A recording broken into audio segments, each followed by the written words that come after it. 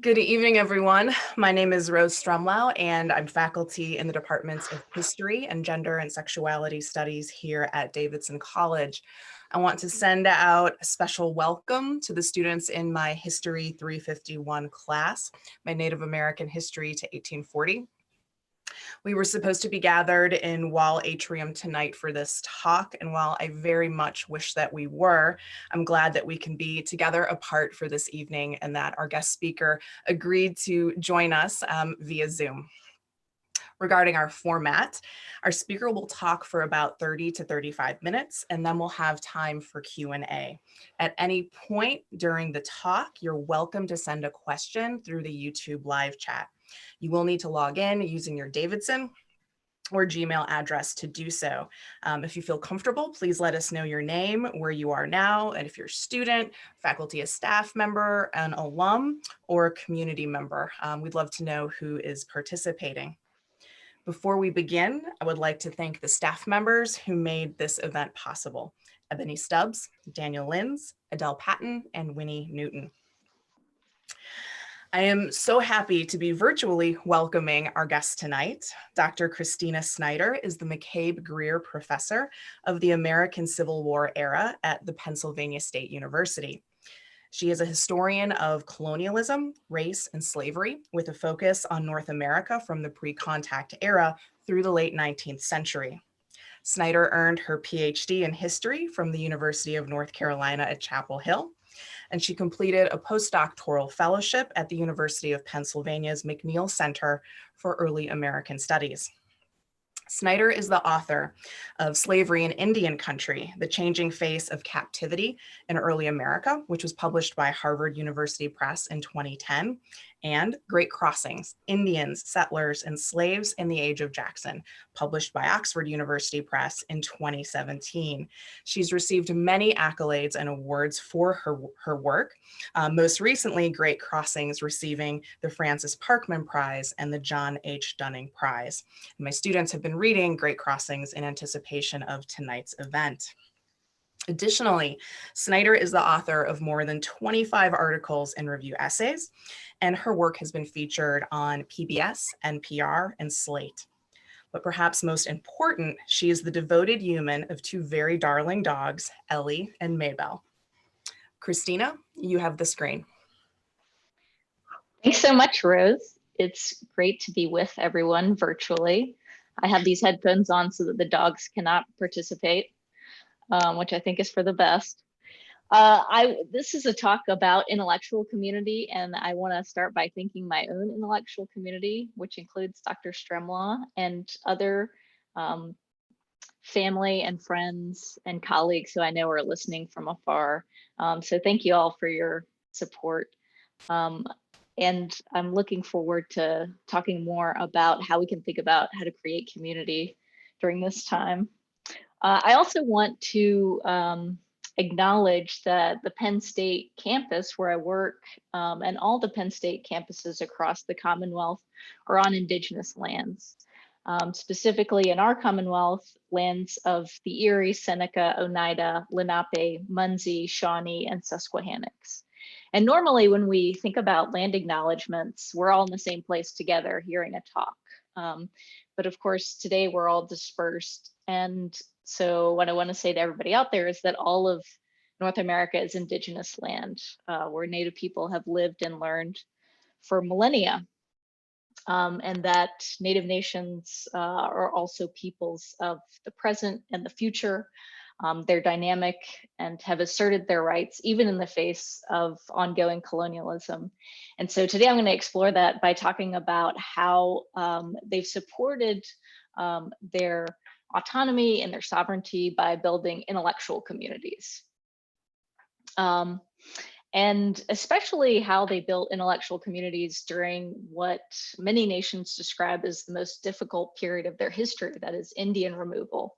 So this refers to the policy inaugurated during Andrew Jackson's presidency that through which the federal government, with the help of state governments and militias, forced 100,000 indigenous people of the East west across the Mississippi River to new homelands. So even through all this turmoil of Indian removal, Indigenous people engaged in productive intellectual discussions through a variety of means, by talking to one another, by writing letters, by reading, by publishing, even by communing with people who had passed away. So our goals for today are to learn more about these Indigenous intellectuals during this era and about the removal period itself. And I hope that that can inspire those of us today who try to create community from afar and engage in ethical research. So for my talk today, I'm gonna kind of split it into three topics. First, I'm gonna give a little bit of background. Then I'm gonna talk about the kinds of intellectual communities that Native people were building during this time, and how they, finally, the third part will be how they use their knowledge. So my talk today is based largely on my last book, which Dr. Stremla mentioned, Great Crossings, which talked about the creation of the first federal Indian school and the community that surrounded it. And so to kind of help me in my talk today, I'm going to show y'all some slides throughout. So let me give you a few visuals as I go through this.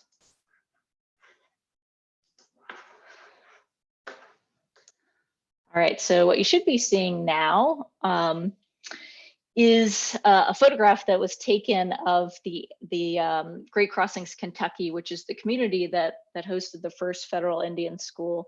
The school itself operated from 1825 to 1848. This is a picture taken later in the 19th century, but it gives you a sense of the space. It was not near Native nations at that time. It was in the middle of what was then considered the western part of the US in 1825 when it was founded. And it's in the bluegrass area of Kentucky, not too far from Lexington. So when this school was created, it was initially a kind of brainchild of two different partners. One was the federal government, and specifically the school operated through the branch of the government that dealt with Indian affairs, and that was the War Department. And at that time, it was the only school other than West Point that was controlled by the federal government. So it's kind of interesting in that way. It was often compared to West Point. And from the federal government's perspective, what it wanted to do by educating Indigenous youths was to create allies in Indian country who would be more amenable to federal Indian policy. But unlike later boarding schools, this was actually funded by tribal nations. It was funded almost entirely with treaty annuity money. And what I want to look at today is I really want to look more at Indigenous perspective. So, you know, why did they give money to fund the school? And they voluntarily contracted with the school to send their students there. So why did they do that? What did they hope to get out of it? So the school itself was called Choctaw Academy because Choctaws were the original tribal partner that worked with the federal government to create the school.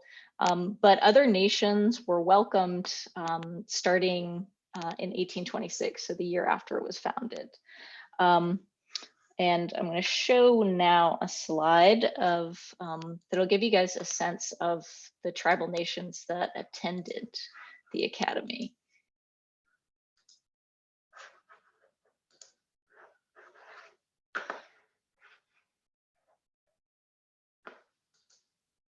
So eventually there were 17 different tribal nations from across the continent that sent students to Choctaw Academy. And at its height, the school enrolled about 175 students a year. So it was quite a large school, and it was extremely culturally diverse. So why did all these different nations send students there? Well, there are a number of reasons for it. And one is the growth of the United States during that period. So the United States grew exponentially from really an East Coast country into a transcontinental empire. So if you think about where the school started in 1825, Kentucky was the West. In 1848, California is the West. So there's really kind of rampant colonialism. And that creates a crisis among Indian nations because it involves the invasion and seizure of native land and resources. And many Native peoples, especially in the East, had really given up armed resistance by that point. They were seeking other kinds of strategies to deal with the United States. And they thought that education could be an effective weapon in this struggle. Now, they had their own intellectual traditions, their own ways of educating youth. And that's part of this kind of intellectual culture that I'm going to talk about. So, you know, when students are coming to school in the United States, they're not abandoning indigenous beliefs, but as I think we'll see as I go through the talk today, they're really combining that with what they learn at school, which is a powerful alchemy to help deal with colonialism.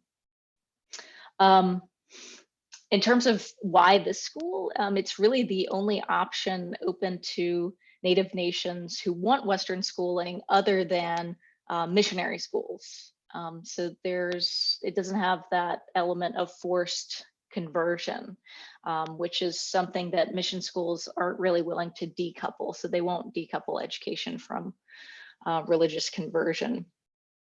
In explaining his own motivations, a Potawatomi chief named Noonday explained, "I wish our children to be instructed like the whites. Then these educated children will become capable of assisting us in the transaction of business with white people."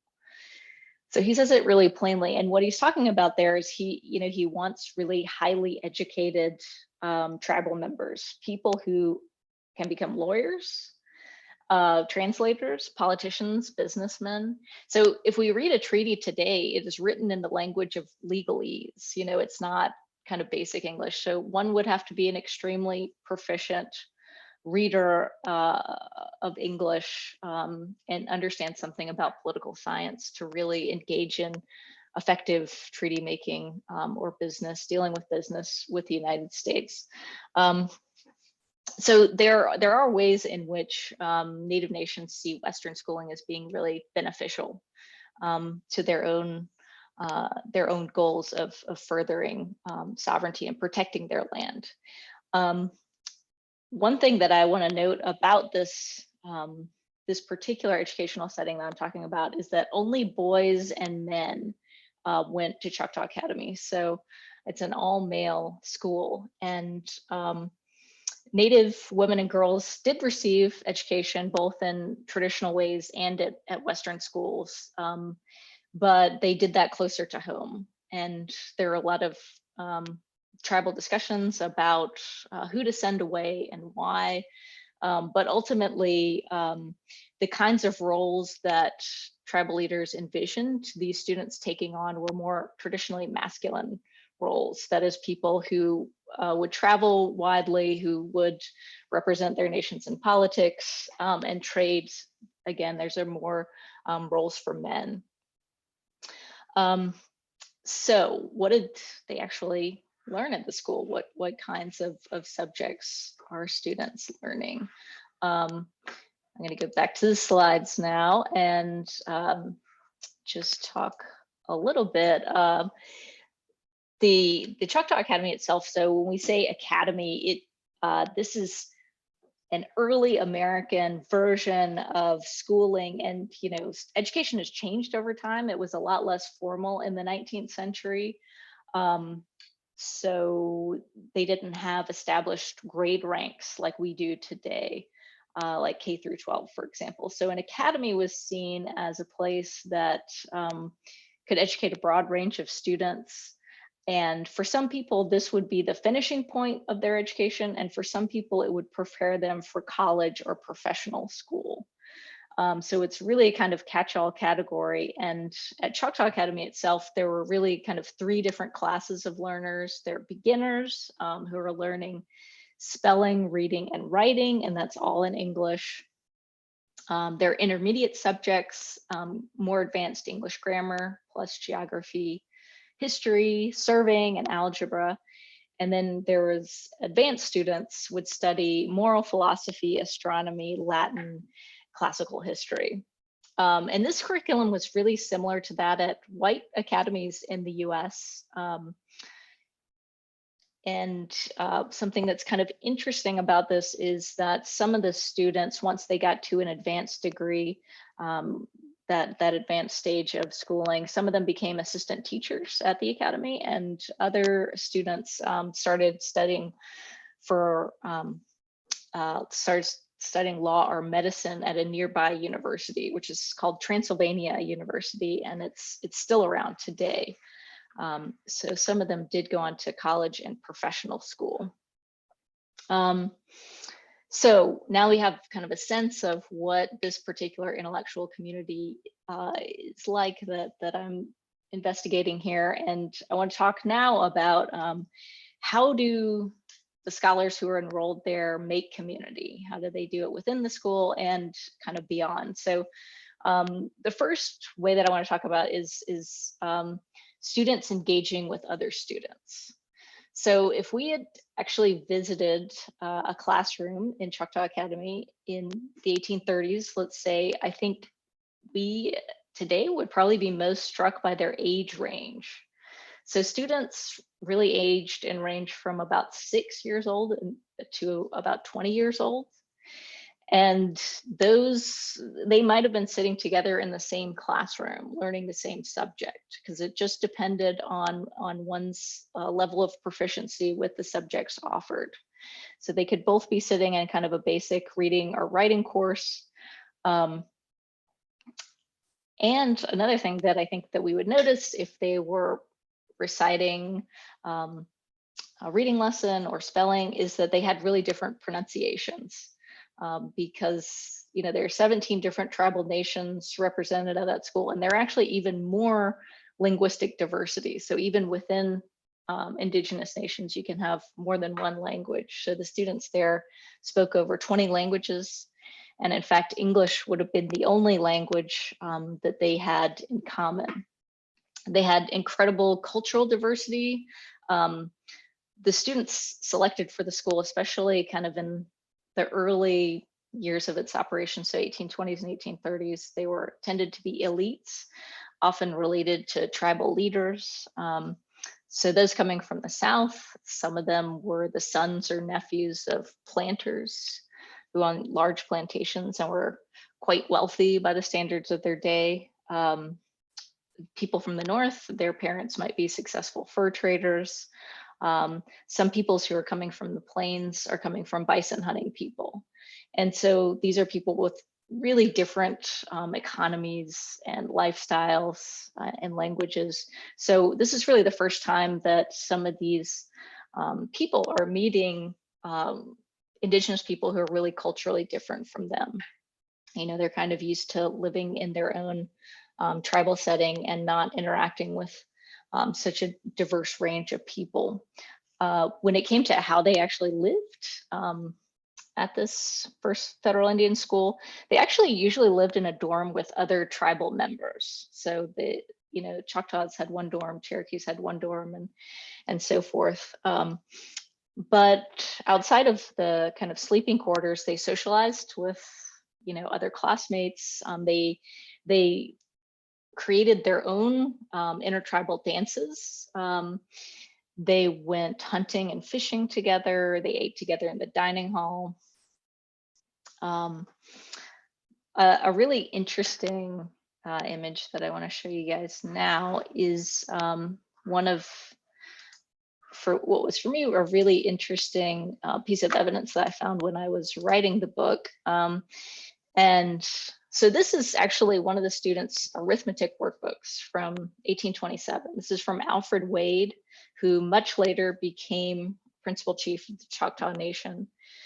And of course, you can see his very impressive long division, which is cool. And this is a book that he actually kept and took with him on the Trail of Tears, and that his family kept for generations before donating it to the Oklahoma Historical Society. So, it must have meant something to him. And I think that meaning is not just about his education, but if you would kind of flip through this, he has all these doodles, and you can see this doodle at the bottom, which is of one of his classmates named Pierre Juzan, who was a fellow Choctaw. And if you flip through the book, there are just tons of doodles, and most of them kind of relate to his peers who attended school at the same time as him. And so what I think you can see here is not just his intellectual work, but his kind of social circle. And you can get kind of a sense of that sense of community that the students are creating. So I'll go back. In addition to their kind of classroom activities, students formed their own debating society that was student run. They also had a general council of students, which is kind of like their legislative body. And they could compare the politics of that moment. And again, like a lot of these students were pretty well connected politically, the sons or nephews of tribal leaders. And at that time, the US is kind of transitioning from a policy of focused more on assimilation, on what they called civilization at the time, to one of removal, which seeks to dispossess Native people and separate them entirely from the US. And so, at the time, removal is an extremely detrimental policy for Indigenous nations. It's extremely controversial, even within the US. And so Native students in their various societies and student-run groups are discussing removal and comparing their families' experiences with it. The Choctaw group, for example, wrote letters to the tribal council talking about removal itself, and if a treaty were to be negotiated, the kinds of things that the treaty might contain. They also note things like deteriorating conditions at the school. Once the federal government passes the Removal Act, officials in the War Department, at least some of them, ask what the point of educating Native children at all is. There are deteriorating academic standards at the school that the students catalog.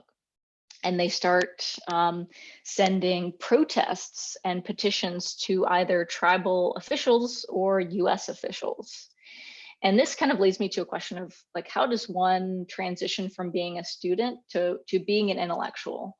And I think that has to do with creating intellectual products. So that is, I think at this point, when the students start creating petitions and writing letters to tribal councils and to federal officials, that they're creating intellectual products, works ranging from poems to petitions to newspapers to constitutions to speeches that express their ideas and engage in broader debates and movements.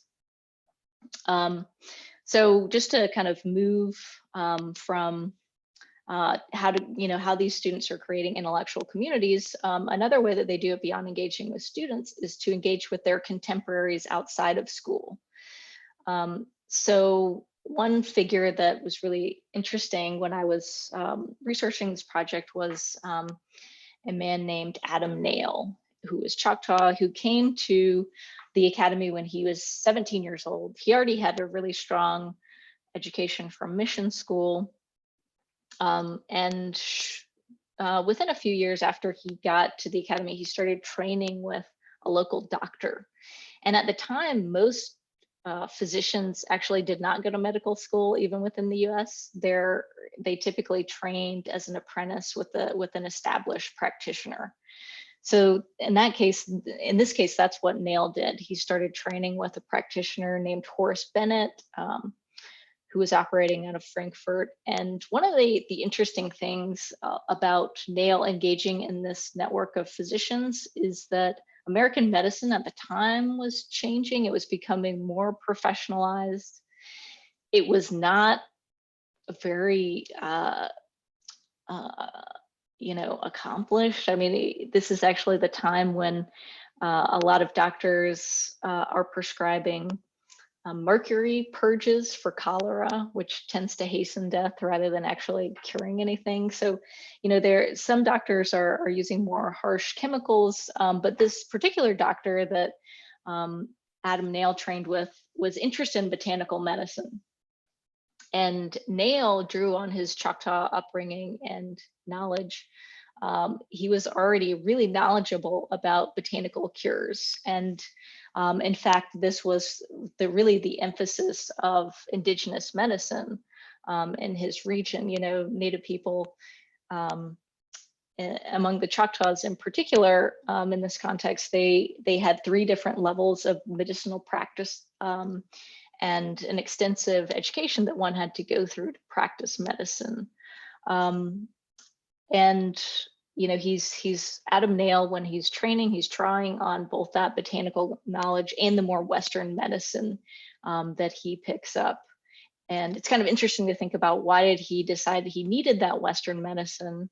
And he doesn't say explicitly in any of his sources, but one thing that he does do, or one thing that some other contemporaries express concern about, is during removal, they are being removed from all of their pharmacopoeia that they've had for millennia, right? Like these medicines, these plants that they've gotten to know over the course of a long time, they're being forced west. In this case, to Choctaws are being forced to southern Oklahoma, and that has a very different environment from their homelands in Mississippi. So, it may be that he thought he had to supplement his medicinal knowledge.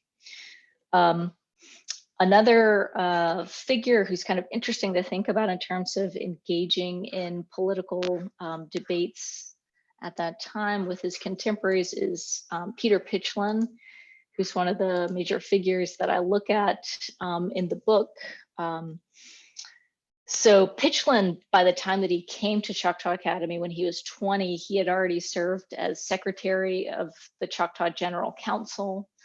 That means things like he took notes of council meetings, he wrote and edited drafts of laws. He had a hand in producing the first Choctaw Constitution. And part of what he did during his time at the Academy and thereafter is that he thought a lot about educational policy. He was a Choctaw diplomat to Washington, D.C.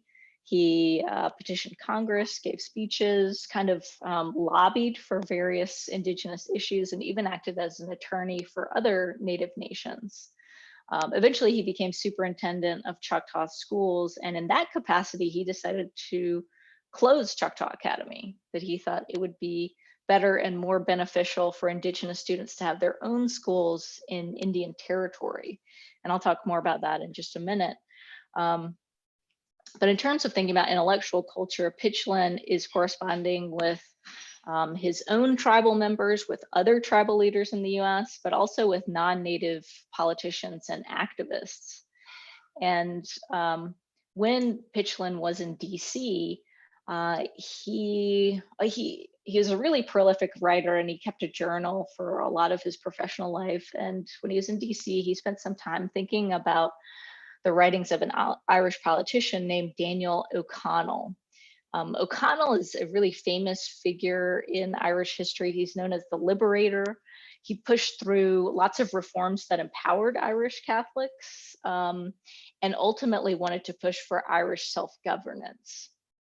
In the Q&A, if you guys want, I can talk more about the reasons why Native people saw parallels between themselves and the Irish, but basically it has to do with colonialism and being colonized peoples.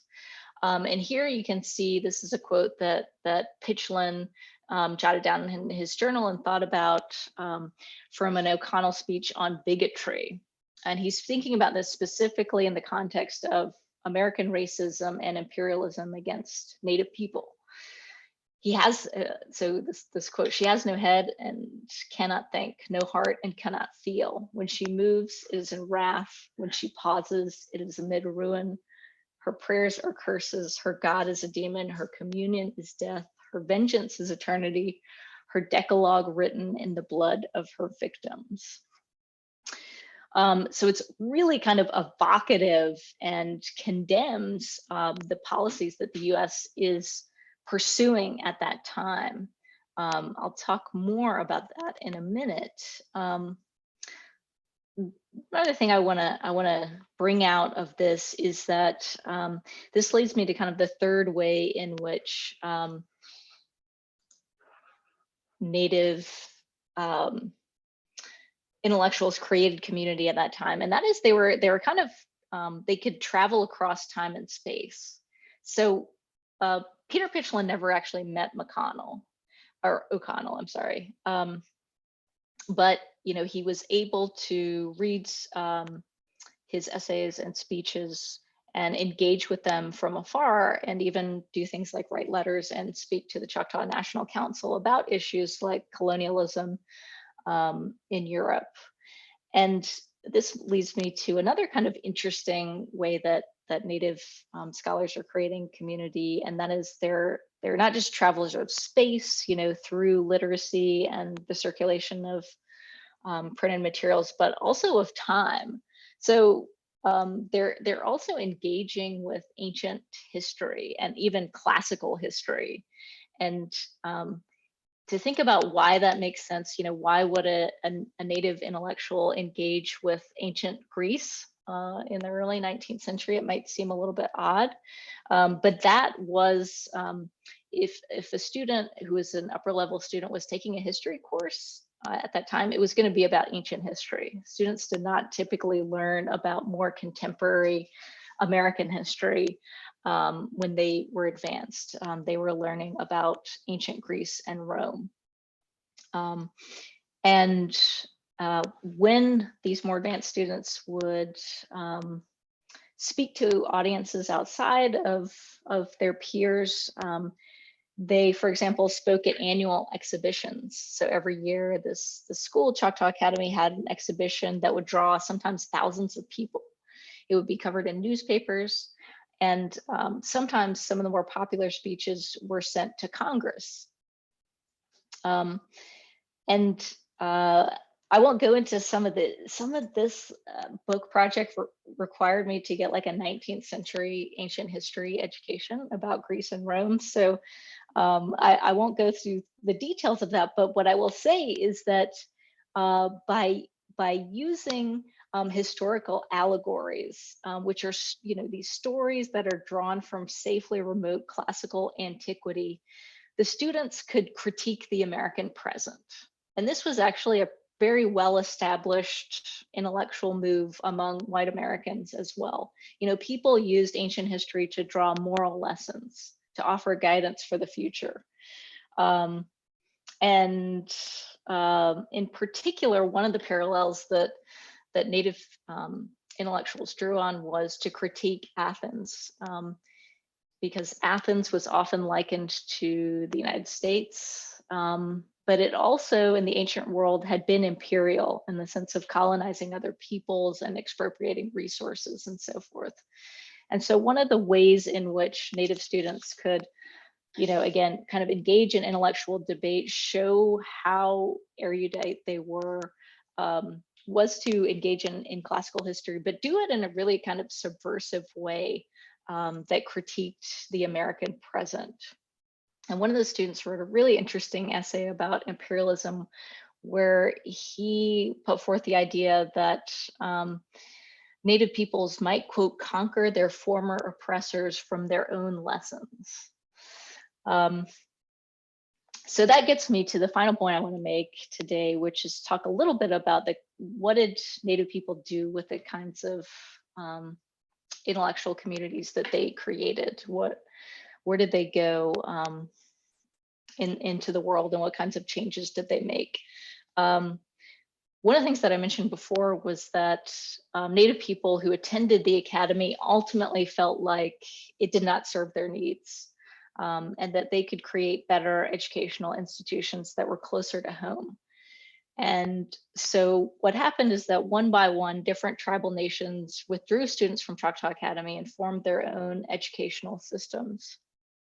The Choctaws did this in 1842, and they created this three-tiered system of public education which was free to Choctaw citizens. At the time, that was an extremely progressive idea, and there were actually only 3 US states that established free schools before the Choctaws did so. And there were other kind of progressive minded reforms that came out of this new public education system. So for example, the schools departed from Choctaw Academy in that they're controlled by the tribal council rather than the War Department. They were co-educational, admitting almost equal numbers of boys and girls. They were open to all Choctaw citizens, not just the rich or well-connected, and they offered bilingual instruction, which attracted non-elites, people who didn't have access to English literacy, including adult learners. So there were special adult education programs. Other Native nations of Indian Territory in particular undertake ambitious public schooling initiatives in the 1840s and 1850s. And eventually, by the end of the 19th century, there were almost 1,000 tribally controlled schools in Indian Territory. Choctaw Nation had the most with 176.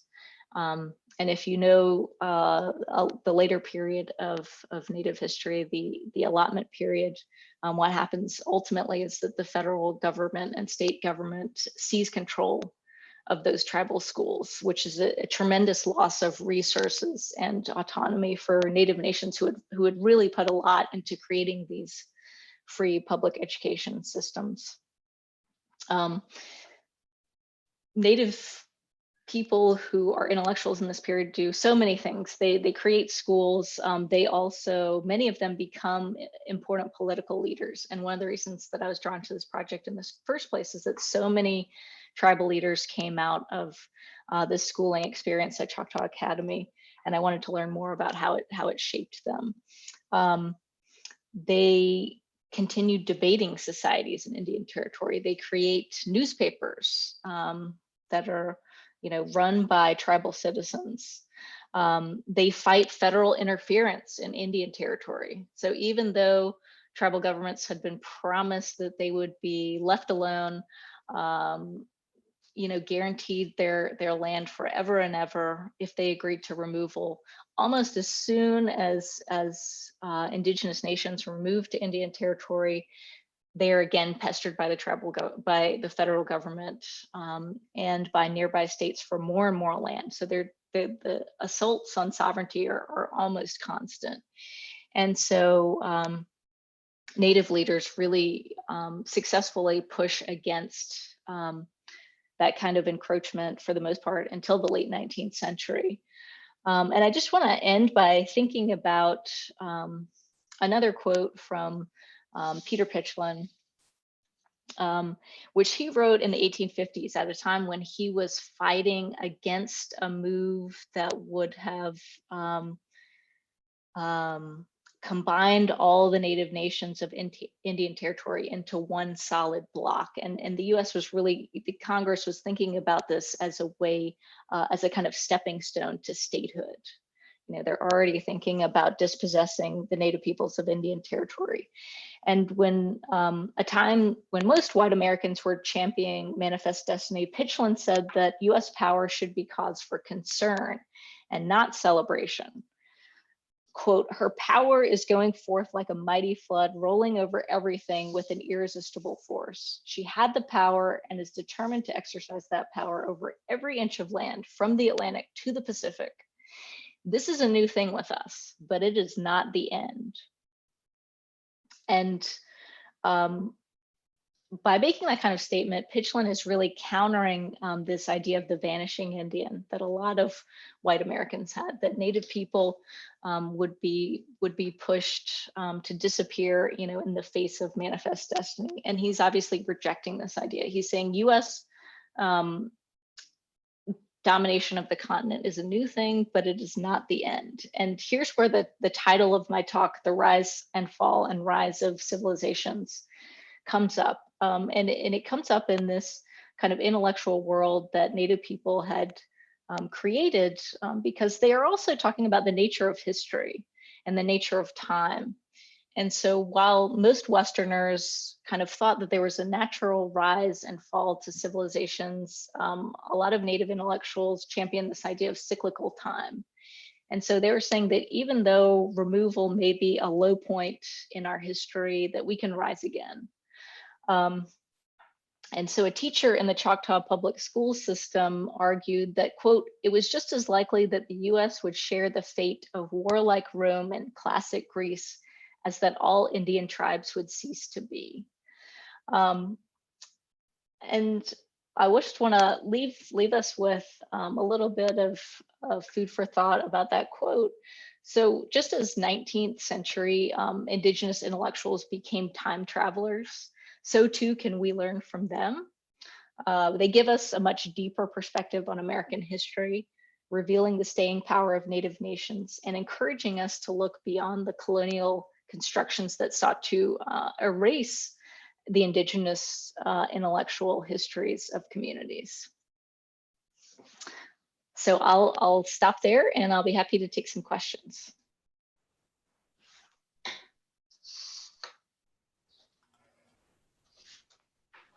Thank you so much, Christina. Folks, if you want to start sending some questions, I'm keeping my eye on the live chat on YouTube, and we'll ask Christina the things that you would like to know about Great Crossings, or perhaps she can also talk in a minute or two about her current research project that she's working on.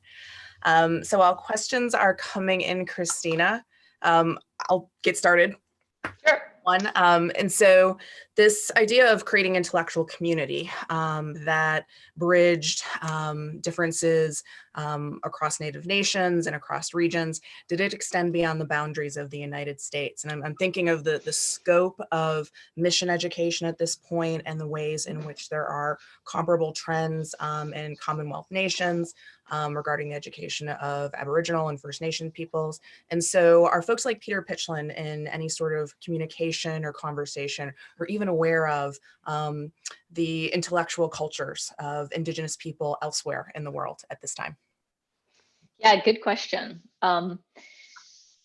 So something that, I mean, this is actually goes back to the Irish history kind of connections that a lot of Native peoples engaged in. And, you know, I was thinking about this question because, you know, as Dr. Stremlin mentioned, this is really the way that our field has gone to think about indigeneity globally. And, you know, as these Native communities are expanding across the continent, are they engaging with overseas issues, you know? And I really do think the clearest example of that does come with several of the students really being interested in Irish anti-colonial activism. And I think there are probably a couple of reasons for that. One is that it is a kind of colonialism that Americans at the time, regardless of where they kind of went to school, they learned about. So it was a kind of widely discussed, you know, colonial topic that the British had colonized Ireland, that the Irish had resisted, that they continued to resist, that they continued to have their own culture, practice their own religion, speak their own language, and so forth. And this was supposed to be a kind of condemnation of them as a people. You know, they're often depicted as being kind of primitive in textbooks and so forth. But I think it must have been inspirational for a lot of the Native students because they did latch on to that idea and think and write about the Irish in their own work. And, you know, it may have also been because some of them had Irish ancestry themselves, because there were Scottish and Irish traders who had intermarried in some of these Native communities, or they may have, you know, known people of Irish ancestry. So really, that's where we see the clearest point of kind of global activism that's really, you know, we could say it's anti-colonial more than anything else. But this actually helps explain an interesting thing that happens during the Irish potato famine. So during the Irish potato famine, Native nations of Indian Territory give a lot of money and things like bushels of wheat and barrels of corn to the Irish, and there's a significant amount of organizing through churches and debating societies and so forth to coordinate this. And I think this helps explain why maybe there was so much sympathy and interest in the Irish.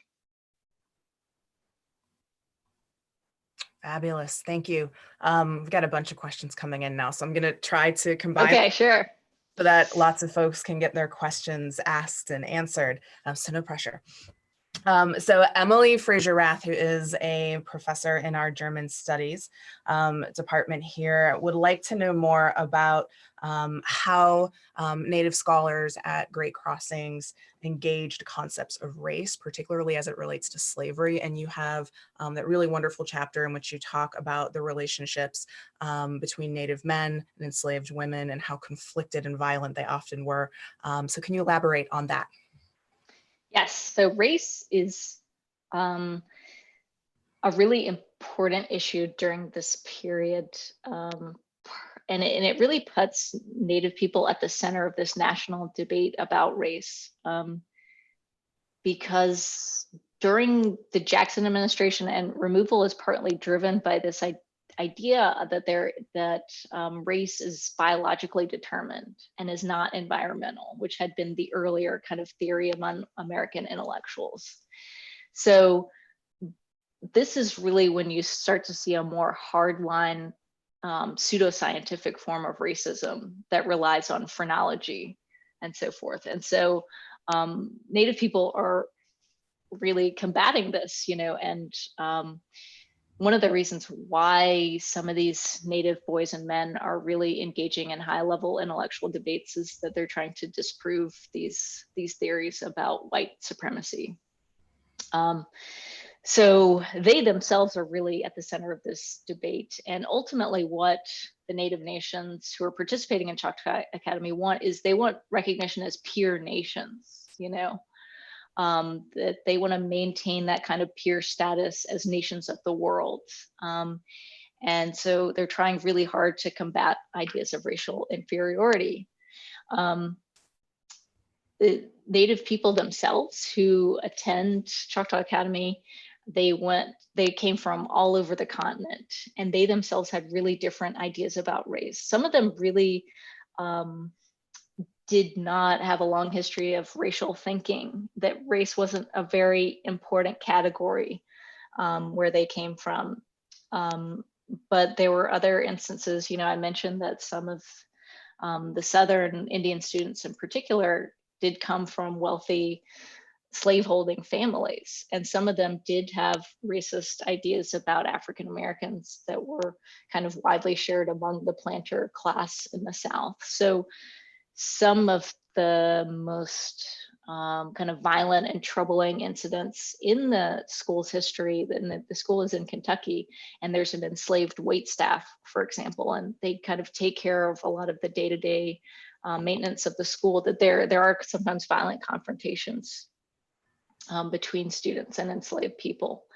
And those are driven, again, in part by ideas about race that the students are carrying forward as a way to assert privilege. But I would also say that ideas about race vary extremely widely. And there's another really interesting episode. I mean, there are plenty of examples of students also defending enslaved people.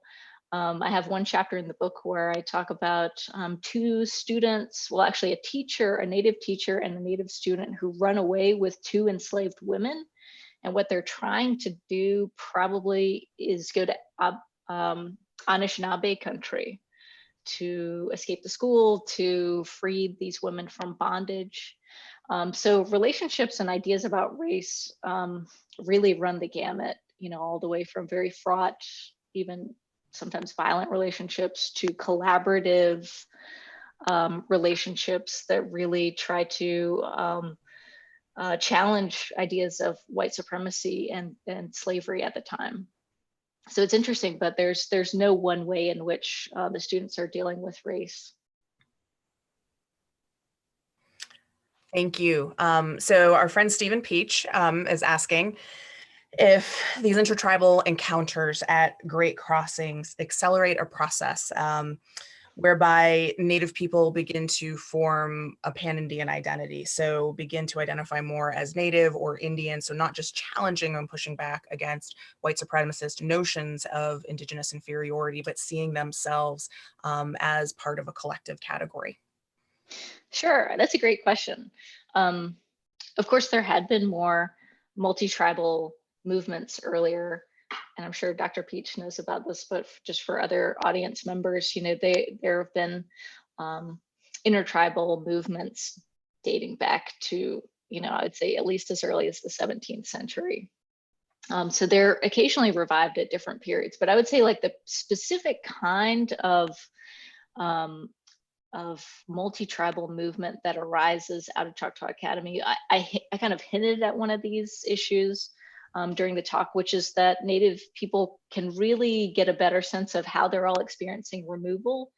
So even though they might come from really different tribal traditions, have difficulty maybe relating to one another, they all do share the kind of tragic and damaging consequences of the Removal Act. So they can start to see how policy is affecting tribal nations on a continental level.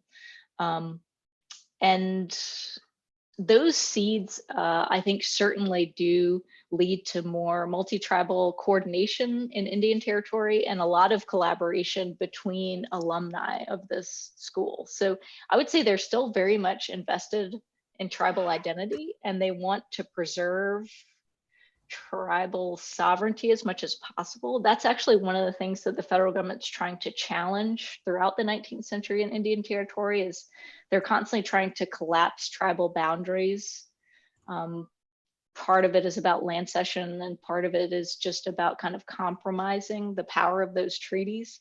So they do push against that, but and again, remain really invested in tribal identities. But at the same time, I think it does give them a greater appreciation for the problems that they all share, and they do collaborate later when it comes to kind of anti-colonial activism. Thank you. So the next question is from our dear friend, Melinda Maynor Lowry. Oh, yay. From Durham. And she would like you to comment on your research methods, and in particular, how or if you've been influenced by contemporary politics between tribes and the United States, or by current events in Indian country and among tribal governments. Yes, absolutely.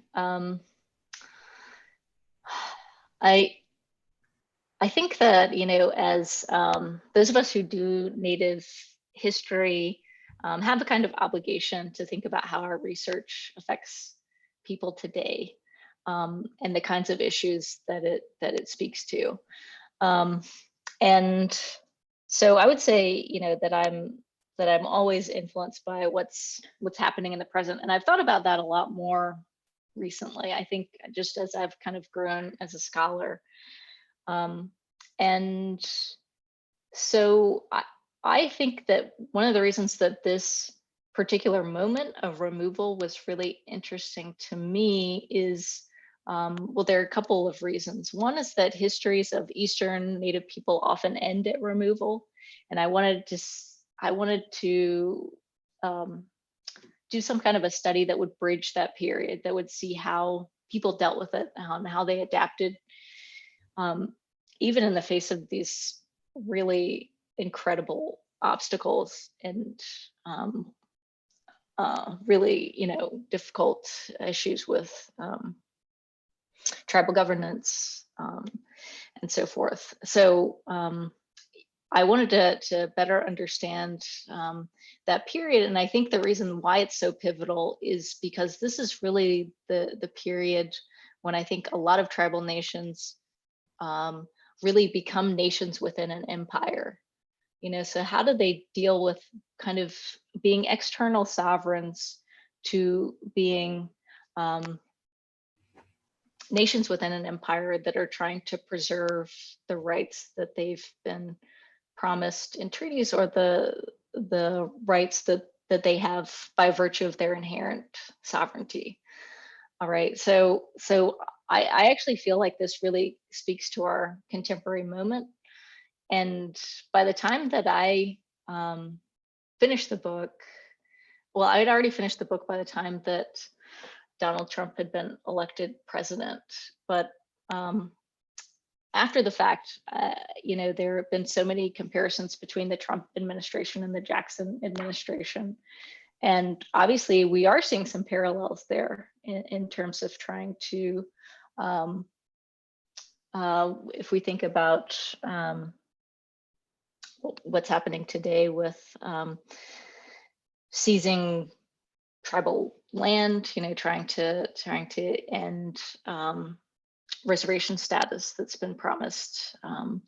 Anyway, I think that there are lots of parallels, and that essentially this world that is created through colonialism, and that especially is accelerated by removal, is still in a lot of ways the world that we're in today. Thank you.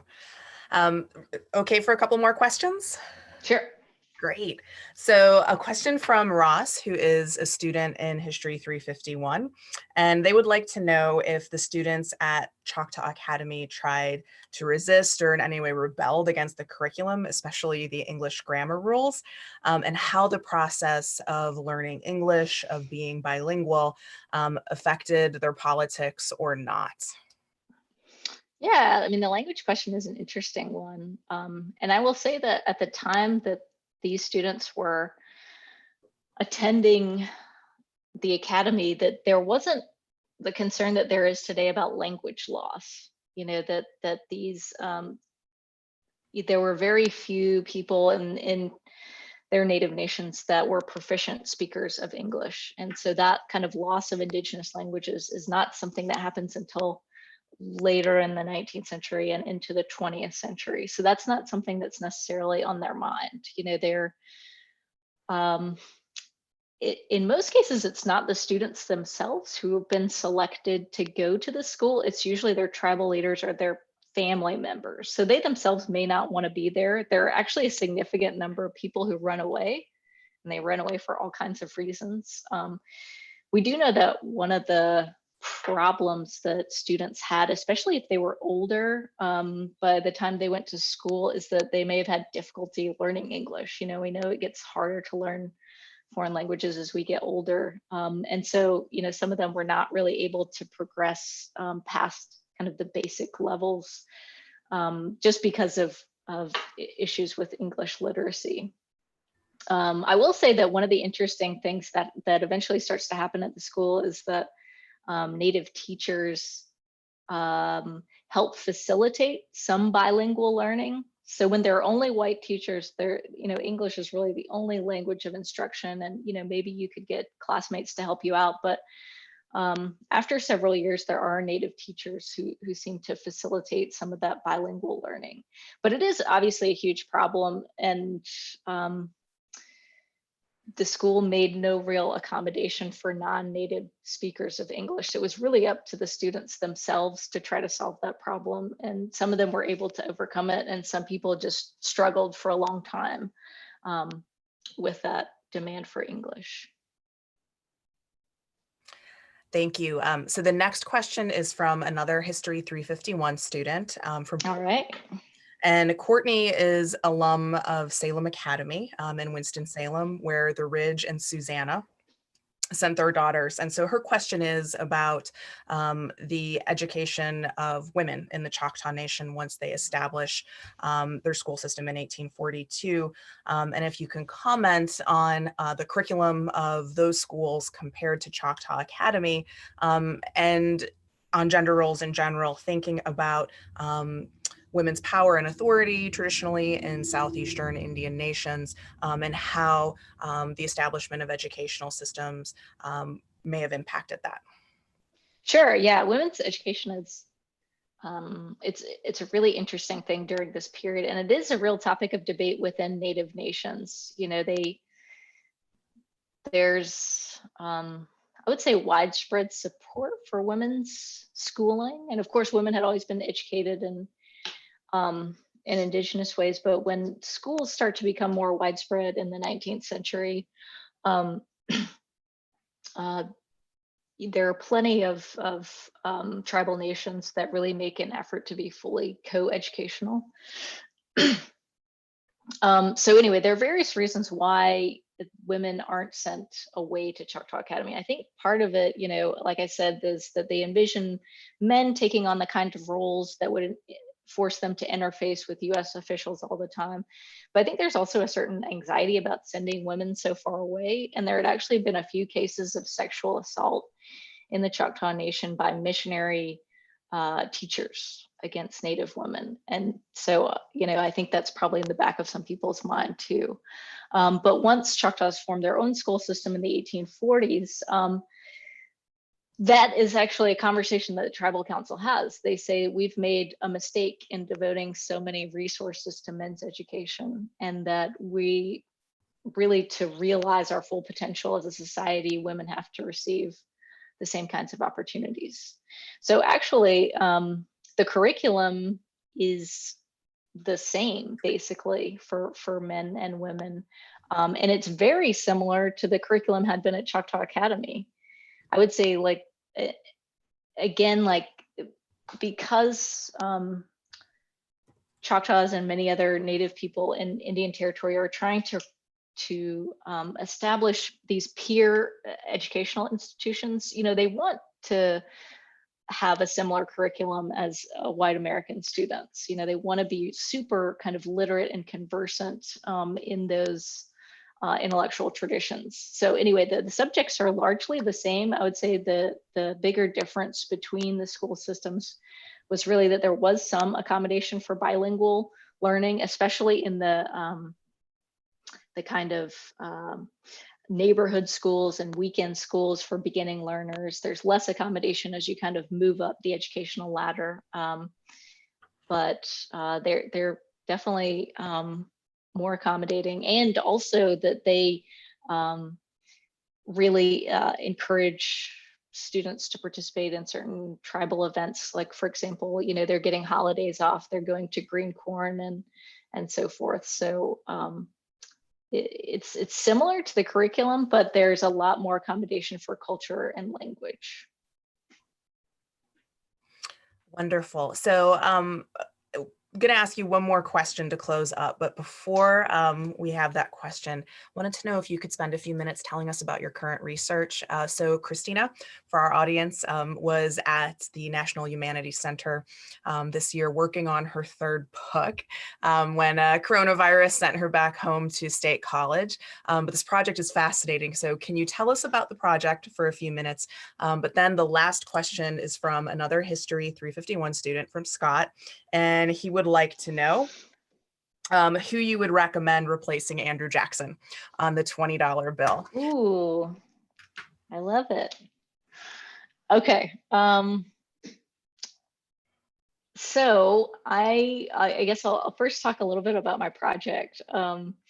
So I wanted to be in North Carolina with many of you this year, and I enjoyed my time there, but sadly it got cut short. And the project that I was working on at the National Humanities Center, it's tentatively called Slavery After the Civil War, the Slow Death and Many Afterlives of Bondage. And it picks up on my kind of general interest in slavery and colonialism. And one of the things that I learned when I was working on my first book is that the Civil War didn't end slavery. That there are forms of slavery that persist, especially in the West after the Civil War. And even in the East, there are forms of forced labor that are very much related to earlier practices of slavery. So basically in the book, each chapter is a case study of a different place. And the issues that I cover in there include the bondage of Indigenous people in the West, orphan binding, debt peonage of Indigenous and Latino people in California, and also of African Americans in the South. And also convict labor that is geared toward production for corporations, and another chapter on convict labor for states. for public works in states. So the ultimate goal of the project is really to challenge freedom as the central narrative of American history, and to really trouble the idea of the way that we think about freedom in this country, and who gets to exercise the rights of freedom and who doesn't. So in terms of Andrew Jackson, I mean, I think that what a great question, right? What an amazing question. There's like some good stuff going on in the chat right now. People have some opinions, but we want to hear what you think. I mean, I know that we were slated to get Harriet Tubman, which I think is a wonderful choice. I think that Sequoia is another wonderful choice that I would champion as a great and especially appropriate figure to highlight in this talk, because he is an indigenous intellectual who is really engaging in broader conversations about the power of education and the indigenous centered ways in which it should happen. Fascinating. Thank you so much for joining us tonight, Christina, and for being present, even if you couldn't be physically here on Davidson College campus. And when book 3 comes out, I hope that we are able to welcome you for a proper talk and go out for a proper dinner so you can meet some of our wonderful students and we can have a proper lecture experience. But I'm so grateful for your flexibility and your willingness to join us. And to our audience, I'd love to invite you back on Wednesday. We're going to have another lecture on Native history. Just sort of worked out this way with timing, but we've been organizing here at Davidson the social distancing lecture series. And Wednesday's speaker is Michaela Adams, who is going to be talking about her book project on the impact of the 1918 flu pandemic on Native American people. And that is 7 p.m. Eastern time, same webpage. So come right back here at 7 p.m. on Wednesday and join us for another outstanding talk on Native history. Thank you all for joining us. And thank you again to Christina for being with us tonight. Thank you, Rose. I can't wait to go there in person one day. Can't wait. Grace and kindred. All right. Bye.